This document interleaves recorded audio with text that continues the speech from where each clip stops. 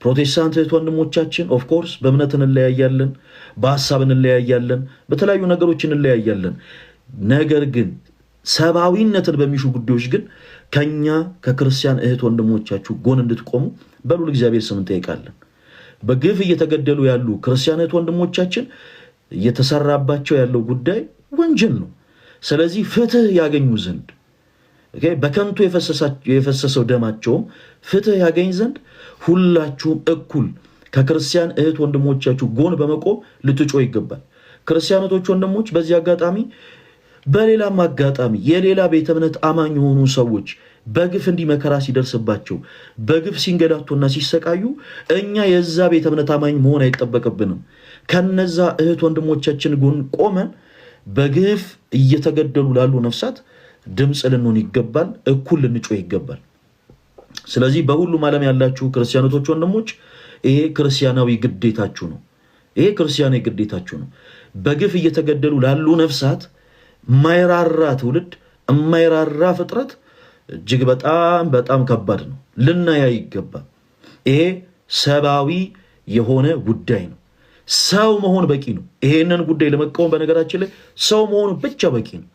ስለዚህ በቻላችሁት አጋጣሚ በላይፍ ሲኑ ላይ እኛ ወንድሞች ስንገባ ልክ እንደዚህ በቻልነው አቅም ድምፅ እንሆናለን። የምትችሉ ደግሞ እህት ወንድሞች ላይፍ ከፍታችሁ ብዙ ሰው ማያያችሁ፣ ቪዲዮ ሰርታችሁ ብዙ ሰው ማያይላችሁ ሰዎች ፕሮፋይል በማድረግ ቪዲዮአችሁ ቫይራል የሚወጡላችሁ ወንድም እህቶች ካላችሁ ቪዲዮ በመስራት ላይቭ ስትሪም ላይ የምትቀመጡ እህት ወንድሞቻችን ላይቭ ስትሪም ላይ ልክ እንደኛ በመናገር በግፍ እየተገደሉ ላሉ ክርስቲያኖት ወንድሞቻችን እባካችሁ ድምፅ እንድትሆኑ እንጠይቃለን። በዚህ አጋጣሚ ድምፅ እየሆነን ያለነው በግፍ እየተገደሉ ላሉ ክርስቲያኖት ወንድሞች ብቻ አይደለም፣ ለቅድስት ቤተክርስቲያናችንም ጭምር ነው። ምክንያቱም እንደምታውቁት ከልጆቿ እኩል እየተቃጠለችና እየነደደች ያለች ቤተክርስቲያን ናት ያለችን። እናታችን ቅድስት ቤተክርስቲያን ከልጆቿ እኩል ልጆቿ እየታረዱ እየተገደሉ ደማቸው እየፈሰሰ በጣም ብዙ ስቃይና እንግልት እየደረሰባቸው እናታችን ቅድስት ቤተክርስቲያን ከልጆቿ እኩል እየነደደች ነው እና እባካችሁን በመላው ዓለም ያላችሁ ክርስቲያኖች ወንድሞቻችን እንዲህ አይነቱ እሳት በራችንን አንኳኩቶ መምጣት የለበትም። ባላችሁበት ቦታ ባላችሁበት ፕሮፌሽን በየትኛውም አይነት ጊዜ ስለዚህ ጉዳይ ድምፅ እንድትሆኑ በልዑል እግዚአብሔር ስም እንጠይቃለን። እግዚአብሔር አምላክ አሁንም አጽራረ ቤተክርስቲያንን ያስታክስልን፣ ለቅዱስ ቤተክርስቲያናችን ትንሣኤን ያምጣልን፣ የሞቱትን እህት ወንድሞቻችንን ደማቸውን ደመ ሰማዕታት አድርጎ ይቀበልልን። እግዚአብሔር አምላክ አሁንም ለሀገራችን ለኢትዮጵያ ጽኑ ሰላሙን ይስጥልን። ሁላችሁም ድምፅ እንድትሆኑ አሁንም በልዑል እግዚአብሔር ስም በፍቅር ጠይቃለሁ። እግዚአብሔር አምላክ ሀገራችን ኢትዮጵያን ይባርክ። እሺ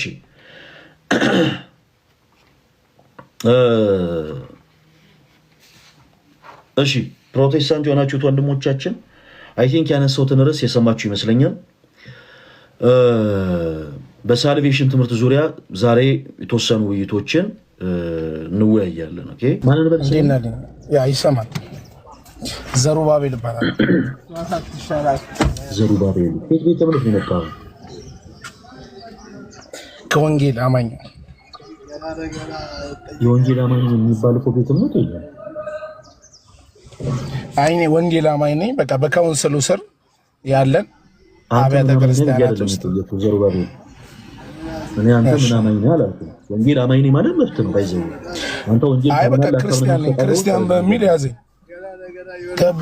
ክርስቲያን ነኝ እኔ በጣም ኢቨን ካቶሊኮች ክርስቲያን ነን ይላሉ፣ ኦንሊጂሰሶች ክርስቲያን ነን ይላሉ እኮ። ስለዚህ አንተ ከዛ አይሉ ኦንሊጂሰስ አይሉ ካቶሊክ፣ ኦርቶዶክስ እና ፕሮቴስታንት ክርስቲያን የሚሉት በክርስቶስ የሚያምኑ ክርስቲያን ስለሚባል ይላሉ፣ ልክ እንዳንተ ይላሉ። ስለዚህ ቤተ እምነት እንገናኝ። ዘሩባቤል እባክህ ሰዓት አንፍጭ።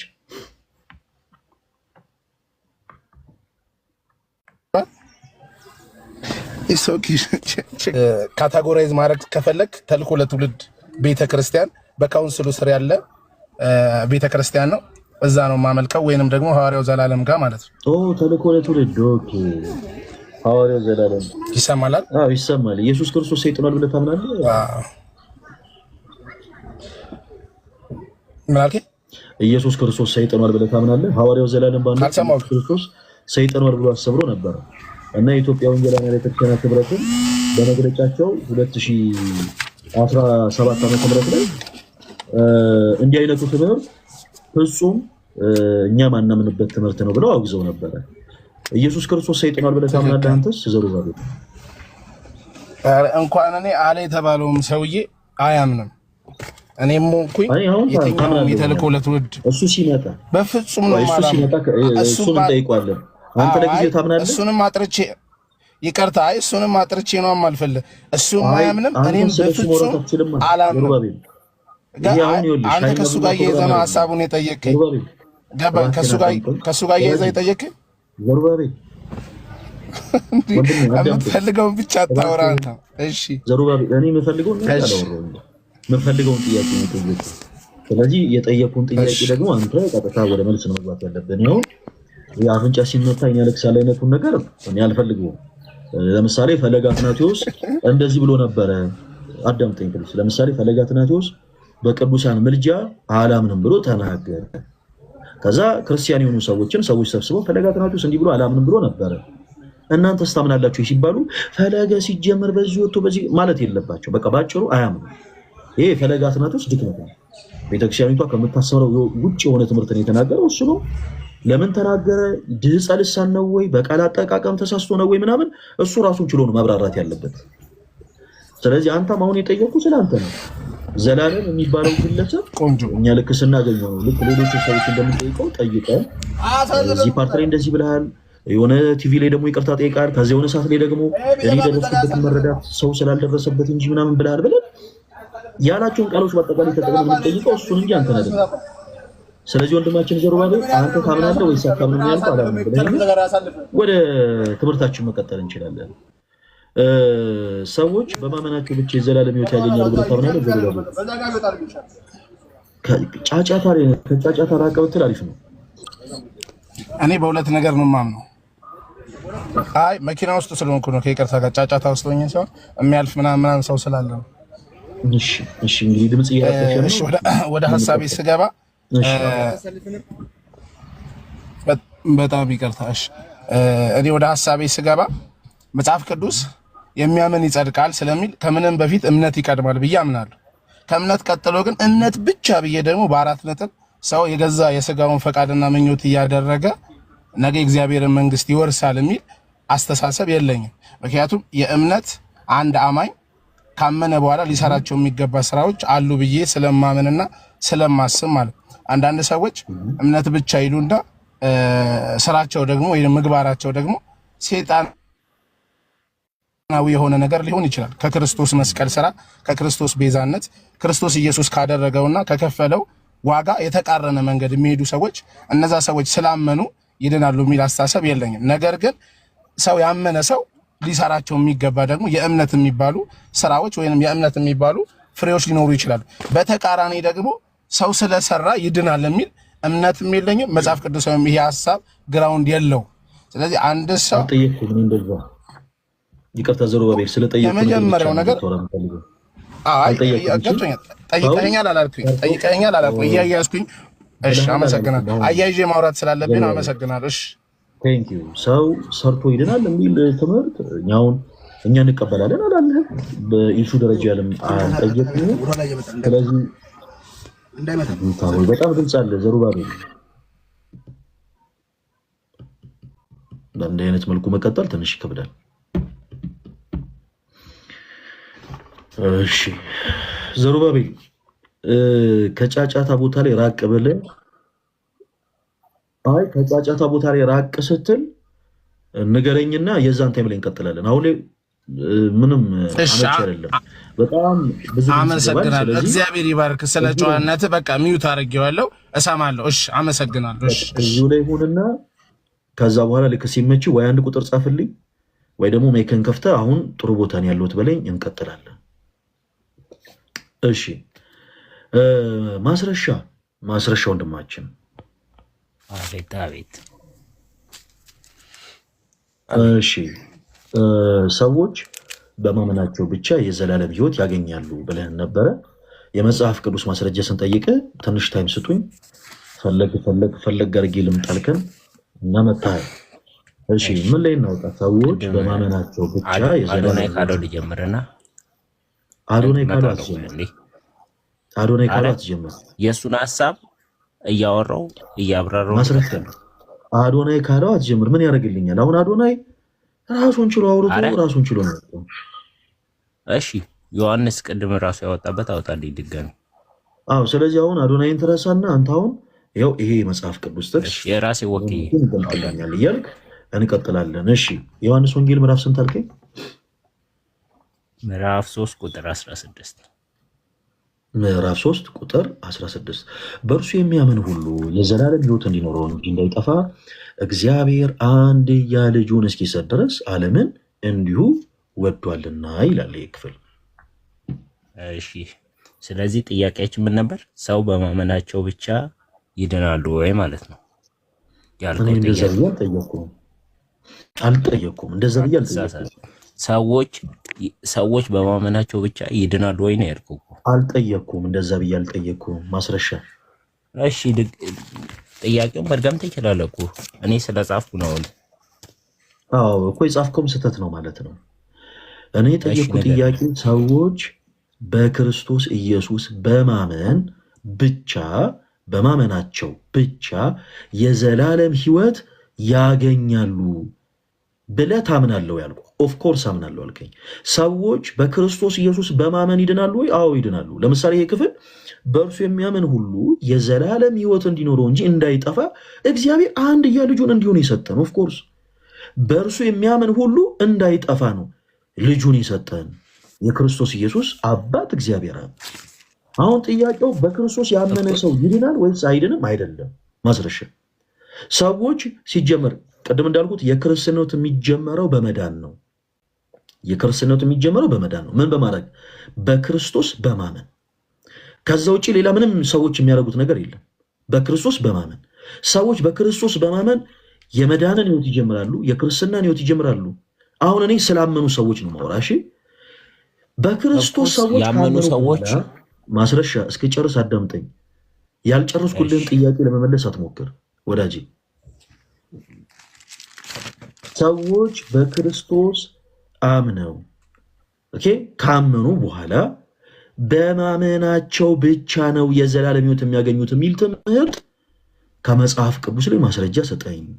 ምን ላይ ነው ያነበብከው? ሰዎች በማመናቸው ብቻ የዘላለም ሕይወት ያገኛሉ የሚል ትምህርት ምን ላይ ነው ያገኘው? ያንን የመጽሐፍ ቅዱስ ማስረጃ ሰዎች በማመን ይድናሉ የሚል ጥቅስ ምናምን ከዚህ በኋላ እያወጣ ጊዜ እንዳንፈጅ አንድ ድል እሰጥሃለሁ። ከሌለ እኔ መጽሐፍ ቅዱስ ሳወጣና እናወራለን። ቃል በቃል እኮ ላስረዳ፣ ቃል በቃል ላስረዳ። የኛው መጀመሪያ እሺ፣ በእርሱ የሚያምን አይደል? ያ ሰው አመነ፣ ሁሉም አምኗል። ስለዚህ የዘላለም ሕይወት ቀጥታ አግኝተዋል እኮ እነዚህ ሰዎች ስፔሲፊክ ማለት። ስለዚህ አንተ እኮ የምትለው በእርሱ የሚያምን ሁሉም አመነ ይድናል፣ አዎ በክርስቶስ በኩል ምናምን አልከን እኮ። ግን እነዚህ ሰዎች በእርሱ የሚያምን ሁሉ የዘላለም ሕይወት እንዲኖረው እንጂ እንዳይጠፋ እግዚአብሔር አንድያ ልጁን ሰጥቷል። ስለዚህ እነዚህ ሰዎች እኮ ክርስቶስ እንደሞተላቸው ካመኑ እንዴት አይድኑም ነው? ስለዚህ ይድናሉ እነዚህ ሰዎች። በኢየሱስ ያመነ ሰው አይድንም ብያለሁ እኮ። ይድናሉ ወይ አልከኝ እኮ። አዎ ይድናሉ። ማስረጃ አልከኝ። ዮሐንስ 3:16 ከፈለክ ሌላም እጨምርልሃለሁ ማስረሻ። ሰላም ማለት ሁሉም ነገር አቤት ሰላም ነው። ቤት ሁሉ ሰላም ነው። ዘመድ፣ እናት፣ አባት፣ አክስት፣ አጎት ምናምን ሰላም ናቸው። የቤት ኪራይ አልደረሰም ማለት ነው። አረ ለምን ይደርሳል? አረ ለምን ይደርሳል? ምን ቦታው? እሺ ማስረሻ፣ አሁን ያልጠየቅኩ ነገር ላይ ፎከስ እንዳታረግ እሺ። ሰዎች በማመን እንዴት አይድኑም አትበለኝ። በክርስቶስ ያመነ ሰው አይድንም ወይ ይድናል ወይ ብዬ ጥያቄ አላቀረብኩልም። እኔ በክርስቶስ ኢየሱስ ማመን ሰው ነኝ። እኛ ክርስቲያኖች ነን። ክርስቲያን የሆነ ሰው እንዲህ አይነት ኢሹ በነገራችን ላይ እንደ ጥያቄ አድርጎ ራሱ አያቀርብም። ኦኬ የጠየቁት ምን እናደርጋለን? እኔ መጽሐፍ ቅዱስ ማስረጃ እወጣለሁ። እንዴት ማስረጃ እንደሚሰጥ ላሳይ ለሌላው ጊዜ። እኔ የጠየቁት ጥያቄ ምንድን ነው? ሰዎች በማመናቸው ብቻ የዘላለም ሕይወት ያገኛሉ የሚል የመጽሐፍ ቅዱስ ማስረጃ ሰጠኝ ነው። አያገኙም ነው። እኛ እንዲህ ብለን ነው ምናምን ነው። አንተ ደግሞ ኦፍኮርስ ያገኛሉ ብለህ ነግረህናል። እሺ እስኪ አንድ የመጽሐፍ ቅዱስ ማስረጃ እናውጣ። የዮሐንስ ወንጌል ምዕራፍ 15ን አንድ ጊዜ አውጣለን ወንድማችን ማስረሻ።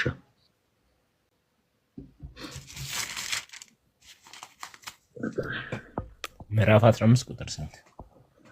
ቁጥር 1 ጀምሮ እስከ 2 ያለውን አንብብልኝ እስኪ ምን ይላል? እሺ እውነተኛ የወይን ተክል እኔ ነኝ፣ አትክልተኛውም አባቴ ነው። እርሱም በእኔ ያለውን የማያፈራውን ቅርንጫፍ ሁሉ ቆርጦ ይጥለዋል። ፍሬውን የሚያፈራውን ቅርንጫፍ ሁሉ ግን የበለጠ እንዲያፈራ ይገርዘዋል። ከነገርኳችሁም ቃል የተነሳ እያነበብክ ያለው መጽሐፍ ቅዱስ አይደለም ማስረሻ፣ አዲስ መደበኛ ትርጉም አይደል እያነበብክ ያለው? አዎ አዲስ መደበኛ ትርጉም ስናት ባይብል ባይዘዌ እና መጽሐፍ ቅዱስ አውጣና በበልኝ። አዲስ መደበኛ ትርጉም መጽሐፍ ቅዱስ አይደለም ያልኩበት ሪዝም በዚህ አጋጣሚ ልንገራችሁ። እሱ እያነበበ ያለው መጽሐፍ ይሄ ነው። ይሄ አዲስ መደበኛ ትርጉም ይባላል። ከመጽሐፍ ቅዱስ ማህበር እውቅና ውጪ የታተመ በባይብሊካል ኢንተርናሽናል እንዲሁ ጀስ በግለሰቦች የታተመ መጽሐፍ ነው። የመጽሐፍ ቅዱስ ማህበር የማያውቀው ማለት ነው። ከመጽሐፍ ቅዱስ ማህበር እውቅና ውጪ የታተመ ነው። ለምንድን ነው የመጽሐፍ ቅዱስ መረጃ መጽሐፍ ቅዱስ አይደለም ያልኩት? ሁለት ነገሮችን ላሳያችሁ። ሁለት ነገሮችን ወንድማችን ማስረሻ ሌላ ጊዜ ከኛ ጋር ስትወያይ እሱ ባትይዘው ጥሩ ነው። ለእኛ በለ ሳይሆን ለራስም ጭምር ባትይዘው ጥሩ ነው። ለምን? በውስጡ በጣም ሰፊ የሆኑ በክህደት የተሞሉ ሀሳቦች ስላሉት ማለት ነው። እሺ ካሜራ ሰላዞር እንደዚሁ ላንብበላችሁ ጋይስ፣ እንደዚሁ ላንብበላችሁ። አንደኛ ቆሮንቶስ ምዕራፍ 15 ለምሳሌ ማስረሻ በአብ በወልድ መንፈስ ቅዱስ ታምናለህ አይደል? አምናለሁ። ይቅርታ ከርሳችን ለመውጣት አይደለም እምነትን ለማወቅ ያክል ነው። በአብ በወልድ መንፈስ ቅዱስ ታምናለህ አይደል? አዎ። በስላሴ አካላት መካከል መበላለጥ አለ ብለህ ታምናለህ? የለም፣ አንድ አምላክ ናቸው። እሺ አንድ ሰው ከአንተ እምነት ውጭ የሆነ ሰው መጥቶ በስላሴ አካላት መካከል አብን ለይቶ ለምሳሌ አብ የበላይ አስተዳዳሪ ነው ቢሉ ክህደት ነው ወይስ አይደለም? አንድ ከአንተ እምነት ውጭ ያለ ሰው መጥቶ በስላሴ አካላት መካከል አብ የበላይ አስተዳዳሪ ነው ቢሉ ክህደት ነው ወይስ አይደለም? እሺ እዚህ ላይ ከመጠቃይ ጋር ባልሳሳት ነው መሰለኝ ማለት ማስረሻ አንድ ሰው አብ በስላሴ አካላት መካከል የበላይ አስተዳዳሪ ነው ካለ ክህደት ነው ወይስ አይደለም? አቋምህን በመጀመሪያ ማለት አንድ ሰው አብ የበላይ ነው ቢለው ክህደት ነው አይደለም ያልከኝ? አዎ ከሶስቱ አካላት መካከል ስለዚህ ከሶስቱ እነዛን አበላልጧል ነው ማለት በስላሴ መካከል ወንድማችን አዳምጠኝ እንጂ ማስረሻ እባክህን በስላሴ አካላት መካከል መበላለጥ አለ ወይ ስልህ የለም ብለኛል። አንተ ይሄ የአንተ እምነት ነው። በዚህ ጉዳይ እኔም ስለማመን አንተን አልቃወምህም። በስላሴ አካላት መካከል መበላለጥ የለም። አንድ ከኔና አንተ እምነት ውጪ ግን ያለ ሰው መጥቶ በስላሴ አካላት መካከል አብ የበላይ አስተዳዳሪ ነው ቢል ክህደት ነው ወይስ አይደለም? እስቲ አንዴ አልገባኝም። እኔ ራሱ እዚህ ጋር ባሰ ጥያቄ ፈጠርክብኝ አንተ ራሱ። በስላሴ አካላት መካከል በስላሴ መካከል መበላለጥ የለም ብለኛል አይደለ? ማስረሻ የለም። አዎ መበላለጥ አለ ካለ አንድ ሰው ክህደት ነው ወይስ አይደለም? ክህደት ነው። ቴንክ ዩ። እሺ በደንብ ካሜራ ዙሪያ ላሳያችሁ። ይሄ መጽሐፍ ቅዱስ እዚህ ጋር የምታዩት ይሄ መጽሐፍ ቅዱስ ሁላችሁም ተከታተሉ። እሺ በደንብ እንደሚታያችሁ ተስፋ አደርጋለሁ።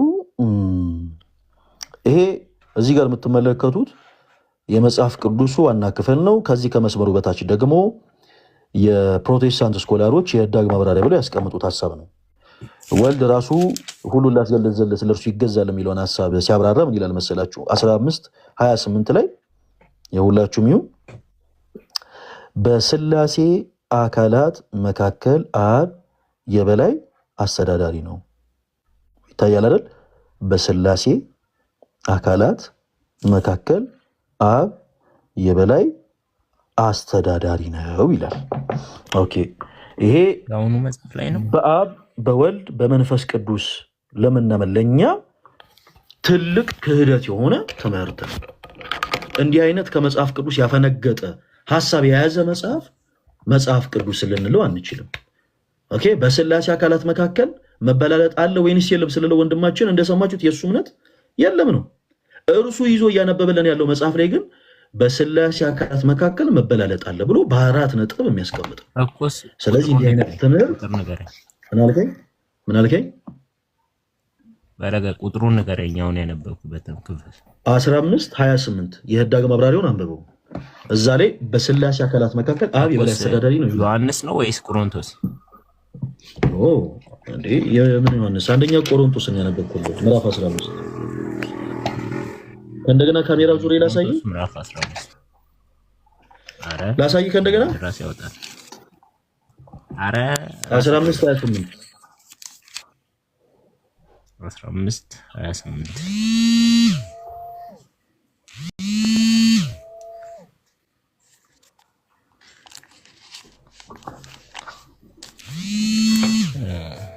እሺ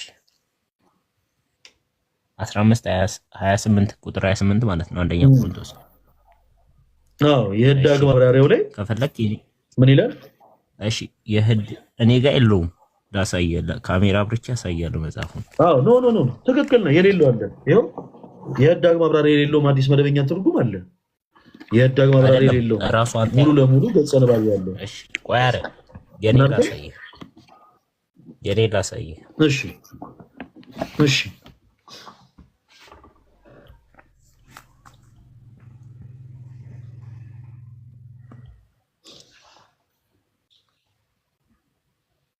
ማስረሻ ችግር የለውም። ትክክል ናንተ ያልከው የህዳግ ማብራሪያ የሌለው አለ። ይኸው እዚህ ጋር ያለው አየው፣ ይሄ አዲሱ መደበኛ ትርጉም ነው። ይኸው እዚህ ጋር ደግሞ የህዳግ ማብራሪያ ደግሞ ያለው አዲሱ መደበኛ ትርጉም ነው። እሺ ማስረሻ ችግር የለውም ያልከው ትክክል ነው። ይኸው የህዳግ ማብራሪያ ያለው ይኸው ችግር የለውም ምንም። አይ ካሜራ አይታይም ለጊዜው፣ ግን ካሜራ ባይታይም ትክክል ነው። እሺ ይሄ ደግሞ የህዳግ ማብራሪያ የሌለው አዲስ መደበኛ ትርጉም ነው። ይሄም የህዳግ ማብራሪያ የሌለው ነው። ይሄ የህዳግ ማብራሪያ ያለው ነው። ሁለቱም they are not bibles ከመጽሐፍ ቅዱስ ማህበር እውቅና ውጭ የታተሙ በጣም ሰፊ የቃላት ለውጥ ያላቸው መጽሐፍቶች ናቸው። ስለዚህ አሁን ለጊዜው እሱን እንዳታነብልኝ። መጽሐፍ ቅዱስ ግን ካለ መጽሐፍ ቅዱስን ትገልጥና ማስረሻ ለዳክ ጊዜ ነው ያዳምጥ። መጽሐፍ ቅዱስ ካለ መጽሐፍ ቅዱስ ትገልጥና ዮሐንስ ወንጌል ምዕራፍ 15ን አንድ ጊዜ አውጣልኝና አንብበልኝ። እሺ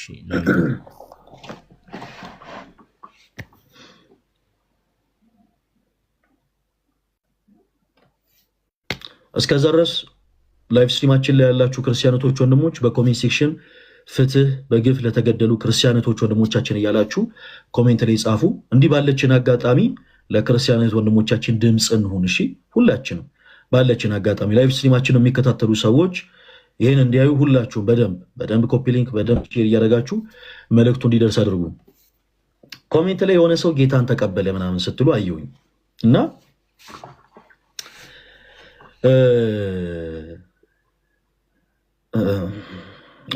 እንዲህ አይነት ሰዎችን ፕሊስ ብዙ እውቅና ባሰጧቸው ጥሩ ነው። አንድ ሲቀጥል ደግሞ ወንድማችን በልቡ ከመነፈቀ በጣም ቆይቷል። ጌታ ወደ እውነተኛው ቤቱ ይመልሰው። በልቡ ከካደ በጣም ቆይቷል እና አንዳንድ ጊዜ ሰው በልቡ በጣም ቆይቶ ይክድና እኛ የምናየው በአካልኛ ጠገም መኖሩን ነው እና በዛ ብዙ አትገረሙ ለማለት ነው። እሺ ማስረሻ ዮሐንስ ወንጌል ምዕራፍ 15 አወጣ። አረ ቆይ አራውን ያልከው እኔ ነው ወይስ ይታው? ማስረሻ ምን ሆነ ነው በፈጣሪ? እሺ ምንድን ነው እንደዚህ አይነት ነገር? እሺ ላምበብ። እሺ ዮሐንስ ወንጌል ምዕራፍ 15 ምን ይላል? አንብብልኝ። እውነተኛ የወይን ግንድ እኔ ነኝ፣ ገበሬውም አባቴ ነው። ፍሬውን የማያፈራውን በእኔ ያለውን ቅርንጫፍ ሁሉ ያስወግደዋል፣ ፍሬውን የሚያፈራውን ሁሉ አብዝቶ እንዲያፈራ ያጠራዋል። እናንተ ስለነገራችሁን ማስረሻዬ አመሰግናለሁ። እሺ ቁጥር 6 ደግሞ አንድ ጊዜ አንብብልኝ እስቲ። እዛው ላይ ቁጥር 6 ምን ይላል? ቁጥር 6 በእኔ የማይኖር ቢሆን እንደ ቅርንጫፍ ወደ ውጪ ይጣላል፣ ይደርቅማል። እርሱንም ሰብስበው ወደ እሳት ይጥሏቸዋል፣ ያቃጥሉችሁማል። በቃ በጣም ጥሩ። ቁጥር 6 ላይ ጌታችን ኢየሱስ ክርስቶስ በእኔ የማይኖር ቢሆን እንደ ቅርንጫፍ ወደ ውጭ ይጣላል፣ ይደርቅማል፣ እነሱን ሰብስበው ወደ እሳት ይጥሏቸዋል፣ ያቃጥሉማቸዋል ይላል። ጌታችን ኢየሱስ ክርስቶስ በእኔ የማይኖር ሲል ምን ማለቱ ነው? ማስረሻ በእኔ ምን ያላለ ማለት ነው? ወደ እሳት ይጣላል የተባለው ያላመነ። በጣም ትክክል። በክርስቶስ ያላመነ ሰው በእኔ የማይኖር ሲል ጌታችን ኢየሱስ ክርስቶስ በእኔ ያላመነ ማለቱ ነው።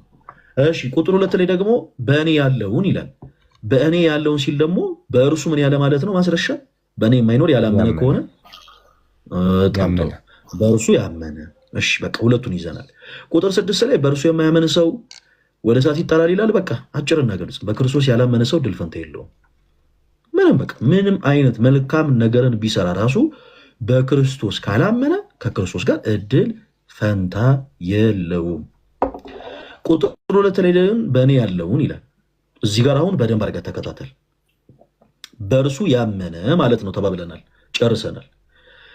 በእኔ ያለውን ይለናል ክርስቶስ ፍሬ የሚያፈራውን አባቴ አብዝቶ እንዲያፈራ ያጠረዋል ይላል አይደለ? ማስረሻ በእርሱ አምኖ መልካም ፍሬ የሚያፈራ የኢየሱስ ክርስቶስ አባት አብዝቶ እንዲያፈራ ያጠረዋል። ግልጽ ነው አይደለ? በጣም ጥሩ። እዚሁ ክፍል ላይ ደግሞ በእኔ ያለውን ይላል ክርስቶስ በእርሱ አምኖ በእርሱ አምኖ መልካም ፍሬ የማያፈራው ያስወግደዋል ይላል። በክርስቶስ ኢየሱስ አምኖ መልካም ፍሬ የማያፈራው ምን ይለዋል? ማስረሻ ይጣላል ማለት ነው። ወደ ይቆረጣል አይደለ? አዎ ያስወግደዋል። እሺ በክርስቶስ አንድ ሰው አምኖ መልካም ፍሬ የማያፈራ ከሆነ ይወገዳል ወይስ አይወገድም? ማስረሻዬ በክርስቶስ አምኖ መልካም ፍሬ የማያፈራ ከሆነ ይወገዳል ወይስ አይወገድም? ይወገዳል። ጎበዝ የኔ አባት። አዎ ይወገዳል። አሁን ቅድም ስናነሳ የነበረው ሀሳብ ይሄንን ነው። ሰዎች በክርስቶስ አምነው መልካም ፍሬ የማያፈሩ ከሆነ ይወገዳሉ። አይ ማመናቸው ብቻ በቂ ነው፣ በቃ ምንም ይስሩ ምን የዘላለም ሕይወት ያገኛሉ የሚል ትምህርት ፍጹም አጋንንታዊ ነው። ይሄ ስህተት የሆነ ትምህርት። ቆይ አንድ ጊዜ አንድን ጨርስ ማስረሻ፣ አንድ ጊዜ ተወዳጅ ወንድማችን እንጨርስ የኔ አባት። እሺ አሁንም ብቻን እንዴት ይሄ የመጽሐፍ ቅዱስ ክፍል እንደሚያፈር ስላሳየ ሰዎች በማመናቸው ብቻ አሁን ስላመኑ ሰዎች ነው የምናወራው። ጌታችን ኢየሱስ ክርስቶስ በእኔ አምነው ይኸው በእኔ ያለውን ይላል። በእርሱ አምነው መልካም ፍሬ የሚያፈራል፣ መልካም ፍሬ የማያፈራል። መልካም ፍሬ የማያፈራው ይወገዳል። ምንም አይነት ሐሴት ይወገዳል። በቃ አጭርና ግልጽ። መልካም ፍሬ የሚያፈራው ደግሞ የክርስቶስ ኢየሱስ አባት አብዝቶ እንዲያፈራ ያጠረዋል። እሺ ማስረሻዬ፣ አንድ ሰው በክርስቶስ ኢየሱስ አምኖ መልካም ፍሬ ማያፈራ ከሆነ ማመኑ ብቻውን ከመወገድ ያድነዋል? ማስረሻ እስቲ መልስልኝ። አሁን ይሄ ሰዎች በማመናቸው ብቻ የሚለውን የመጨረሻ ፍርስራሹን የሚወጣ ሀሳብ ነው። ይህን በደንብ አድርገህ አዳምጥና መልስልኝ። መጽሐፉን በደንብ አድርገህ ይኸው ዮሐንስ ወንጌል ምዕራፍ 15 ቁጥር 2 በደንብ አድርገህ ይኸው። አንድ ሰው በክርስቶስ ኢየሱስ አምኖ መልካም ፍሬ ማያፈራ ከሆነ ማመኑ ብቻውን ከመወገድ ያድነዋል ወይ? ማስረሻ እሺ አሁን ላብራራለሁ። ከዚህ በኋላ ያለው ላብራራለሁ።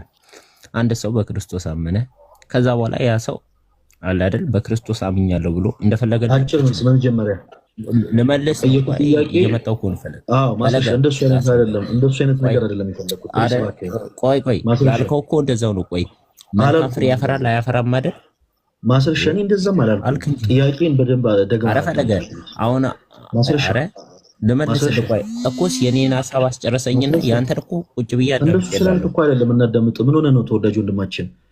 አጭር መልስ ነው የምትሰጠን። እሺ ኢየሱስ ያድናል ወይስ አያድንም? ማስረሻ ያድናል። በቃ አሁን እንዲህ አይነት ሹሩባ ውስጥ ምናምን አገባም። አየህ በቀጥታ ነው የምመልሰው።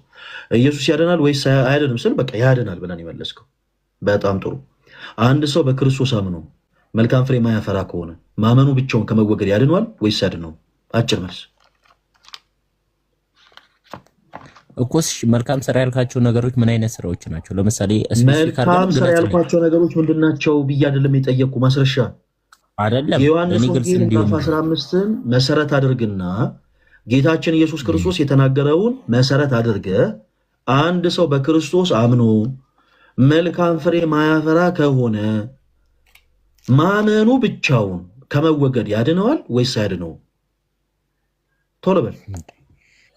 አሁን እኮ ስማኝ፣ አሁን አንተ ስታስረዳ የራስህን ሀሳብ ስታስረዳ አይደለም። ቆይ ፈለገ እዚህ ጋር ምክንያቱም አንተ የራስህን ስታስረዳ እንደፈለክ አመቻችተህ እኮ ነው ያስረዳው። እኔም የራሴን ሀሳብ እኮ ላስረዳ አስረዳ እንጂ አስረዳታለህ። አንሰሳት